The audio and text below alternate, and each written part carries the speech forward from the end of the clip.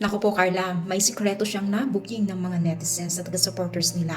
Naku po, magugustuhan niyo pa ba kaya ito? Or hindi?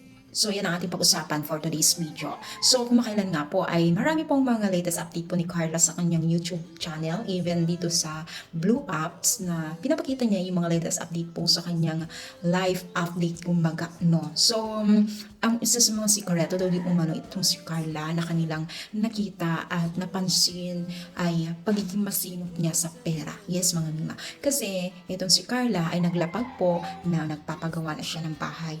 Biruin ninyo. Hindi pa nakapagtapos sa pag-aaral pero magkakaroon na po siya ng sariling bahay. At ang isa sa mga booking or na kita nila na sikreto ni Carla kung bakit nagkakaroon na siya ng ganito ay pagiging isang masinop niya sa pera. Yes, mga mima. So kilala naman natin si Carla noon pa na talagang madiskarte at ginagawa niya ang lahat upang makatulong po sa kanyang mga magulang kasi syempre siya yung panganay at dahil doon sa kanyang pagiging madiskarte ay ginamit din niya ito para magkaroon siya ng chance na makapag-ipon at ngayon po mga mima ay yun nga no nakakapag ano na siya, yung tawag nito mga mima, yung nakakapagpundar na siya at ang sikreto nga ay pagiging masinop nga niya sa pera at isa na nga pa siyang milyonaryo kasi hindi naman basta-basta yung bahay niyang pinapagawa.